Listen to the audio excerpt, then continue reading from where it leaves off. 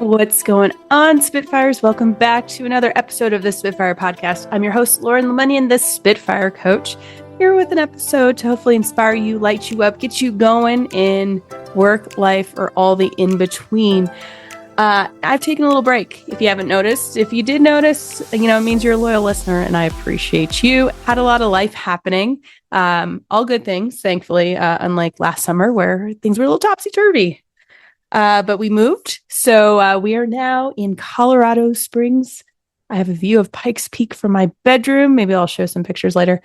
And we've been transitioning, sold our house, bought a house, moved all of our stuff and people and fur things.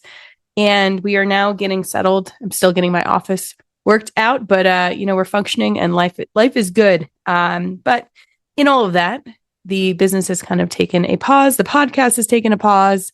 And I had to step full into mommying as we were transitioning our 2-year-old Bean through all of this transition.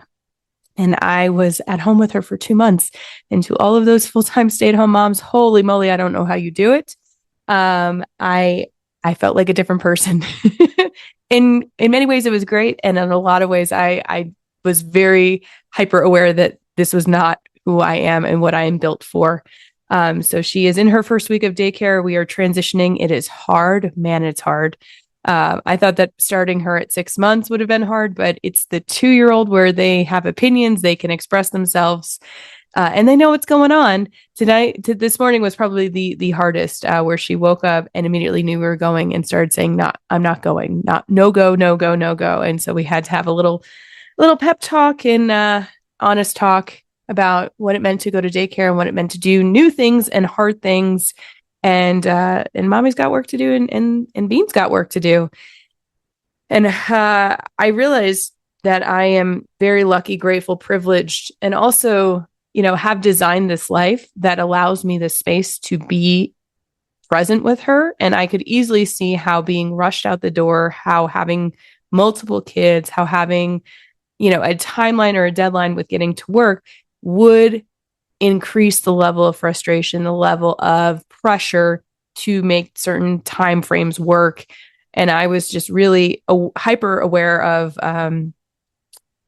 this life that we've built, but also in the privilege of not having a boss or someone telling me when I start and stop. And I also have a very open schedule right now. I've purposely kind of downshifted and left things open as we're transitioning. And I think I'm hopeful. I am very hopeful that in taking my time in transitioning her, she's going to be more successful. But, she is her own kid and she makes the rules and we're just here to follow them. And the best that I can do is kind of explain to her what's happening, what we're going to do, and what I'm going to do. So fingers crossed that all works out because I got some work coming up. I've got some travel coming up and I'm really excited to get back at it. I was actually talking to a friend yesterday afternoon because I can talk to people now because apparently having a 2-year-old means you can't talk to people on the phone. She is super quiet when we're out and about, sticks to herself. But as soon as I try to talk to someone on the phone, mommy, no talk, shh, quiet. So I'm just happy I get to talk to adults again for that window of time that I have. But anyway, I was talking to a friend and I had this kind of realization of, I don't know if it was lying to myself or just not telling the whole truth about what I wanted to do going forward. I had a bit of an identity crisis the last 2 years, stepping into a new space of being a mom and being a wife, and also being a caregiver in a new way of having, a partner's medical journey to contend with and manage, and then also being the default parent for a 2-year-old and having, a spouse with a very demanding and unpredictable job. And I was a bit resentful. I'm not going to lie. I was revolting against this idea that I needed to be domesticated. I was like a stallion someone was trying to break, or in my mind, someone was trying to break me. And I was so resistant to becoming a trad wife in any way, shape, or form, to the point where I didn't want to go grocery shopping. I didn't want to cook meals. I didn't want to clean because I didn't want to get typecasted or put into that bucket. And then I realized I was being ridiculous because, I had the time and I was here, and this is the different season of my life. And there was a call for me to do it. And I'm grateful that I could do it, but I was not grateful in the moment. I'm grateful in hindsight, I'll say that.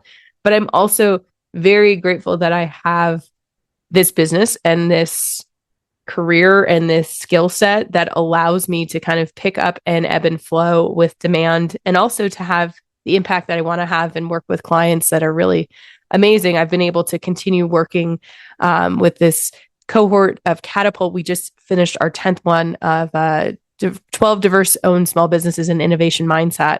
And I swear every time we do it, it gets better. And this last one, people described it as a vortex. And every time I do it, I'm like, can I do it again? Am I still in this headspace of being able to do it? Am I relevant? Because my business has been in a downward trajectory, intentional or not, it still is. And I'm working with people who are very successful in their businesses and are growing them. And then I realized we're all humans trying to manage this. And so the best thing I can do is be transparent and open and create a safe space for people to explore different concepts and ideas. And so going back to the conversation with my friend, I realized like, I just need to be really clear and honest with what I want from this business, from how it operates in my life, I guess. Before I got pregnant, I think that I just let it run loose and I let it become my identity. And I literally say I am the Spitfire coach, but I am one of many Spitfire coaches. I'm training other coaches. I'm mentoring coaches, and I am also, kind of allowing other people to activate their own internal Spitfire coach. And so it's not just me, it's a movement, and also future self-design is part of that. And so it's more of, kind of seeing me as a conductor, stepping in when I need to create direction, but also being like really clear on the big picture in this symphony of what my life is. And so that includes being a mom, being a wife, being a business owner, being a friend, being a daughter, being a community member. Like the place we're living in Colorado Springs is incredible. Like people are super friendly. We live next to an urban farm. Like my daughter wakes up and sees chickens and goats and feeds them. We have ravens that are currently being rehabbed across our alleyway. People are just kind here. And, I've been here 2 weeks, so we'll see, TBD. But in the grand scheme of things, I'm really happy with it. It's just different. You don't feel that same urgency or push or posturing. That was really apparent in DC and in other places that I lived. Even in Denver, I felt that.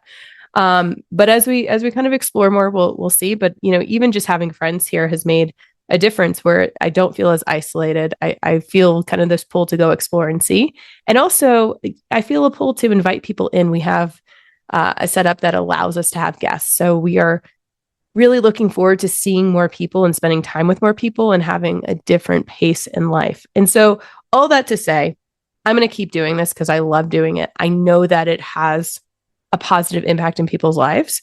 And I guess if there's a takeaway in all of this, it's to just be honest with yourself of like, in this season of my life, what's most important? What is driving me? What's the big vision? How does this play into the bigger scope of what I'm aiming for? And so I think having a really tight focus on family and value, but also in the pace and the space to allow for connection and community and getting settled and breathing, which I'm having trouble doing with the altitude and also being sick. So I'm going to catch my breath literally and figuratively over the next couple days and weeks and trying to create a new rhythm. But I am in the season of building relationships, of connecting, of reaching out and being kind of the instigator of invitations. And I'm going to keep giving those lessons from sessions and themes from that, or things that are kind of popping up in the world. But I'm gonna keep at it because can't nobody tell me to quit. I mean, you can tell me to do it, but I'm not gonna listen because you're not the boss of me. You're not paying my bills. So, yeah, I think that's where I'm at. It's been a couple months since I recorded, but I just wanted to check in. Everything's good. We're getting the hang of this thing. And if you're interested in booking a one-on-one session, or you're interested in future self-design, if you're a coach and want to get certified in the process, or if you want to go through it as a leader individual to do a visioning practice that is beyond, just a vision board or even a SWOT analysis. It is an embodied transformation that gives you the roadmap for your future. I'm a little excited about it. It's pretty awesome. But if you're curious about it, hit me up, Lauren@spitfirecoach.com, or check out any of the past episodes that we have at the Spitfire podcast. If you have a topic you want us to talk about, I'm happy to do it. If you have a guest you think I should reach out to, happy to do that too. So that's all I got for now. I will be back with more episodes, and y'all keep being awesome. Thanks so much for listening to the Spitfire podcast. If you haven't subscribed already, head on over to Apple Podcasts, Google Play, or Spotify, or you can go to spitfirecoach.com/episode to check out our over 200 episodes.